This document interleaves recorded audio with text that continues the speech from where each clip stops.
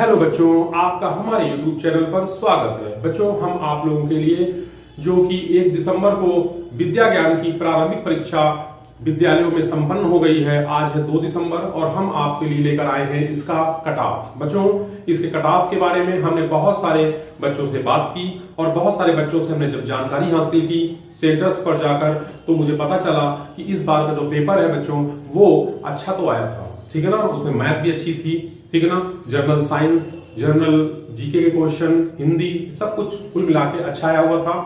और इस बार पिछले साल की तुलना में और बच्चों का जो बच्चों ने फॉर्म है विद्या ज्ञान का भरा है बच्चों। तो आप लोग कहीं ना जाइए, मेरे साथ बने रहिए, हम आपको पूरी और सटीक जानकारी देंगे।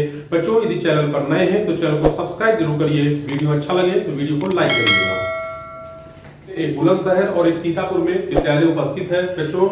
लड़कियों का पेपर प्रथम पाली में हो गया, ठीक है ना। फिर उसके बाद द्वितीय पाली में लड़कों का पेपर हुआ है। प्रथम पाली में जिन लड़कियों का पेपर हुआ है उनसे मेरी बात हुई, उन्होंने हमें बताया है कि सर हमने जो है 100 क्वेश्चन जो आए हुए थे, ठीक है ना, उन 100 क्वेश्चंस के पेपर में हमने 75 तक क्वेश्चन सही किए हैं। यानी कि 65 और 70 प्लस, मतलब बच्चों ने, बहुत ज्यादातर बच्चों ने यही बताया कि हमने 65 क्वेश्चन सर सही किए हैं, 70 प्लस क्वेश्चन सही किए हैं।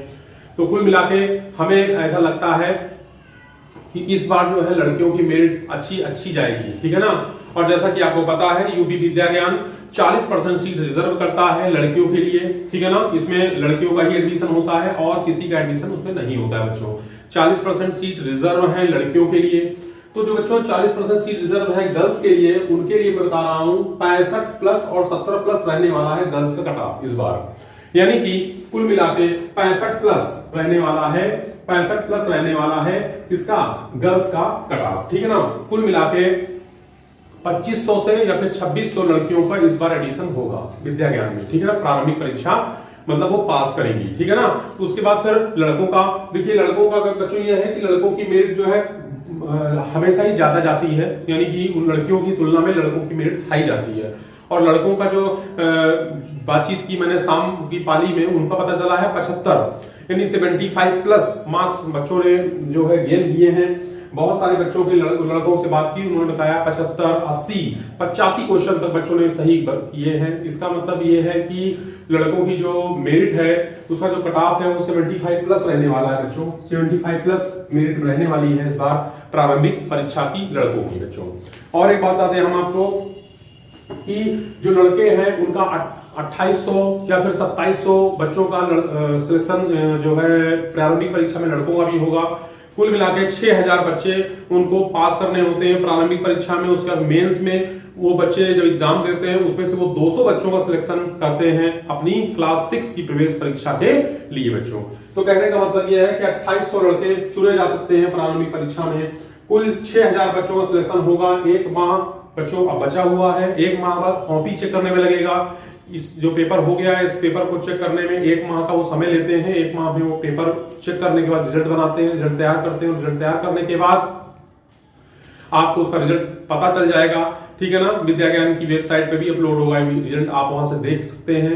लेकिन आप अपनी पढ़ाई किए और पढ़ाई करते रहिए, क्योंकि इसका जो रिजल्ट है आई होप 28 जनवरी तक इसका प्री का रिजल्ट निकल आएगा। प्रारंभिक परीक्षा का रिजल्ट 28 जनवरी तक आ जाएगा।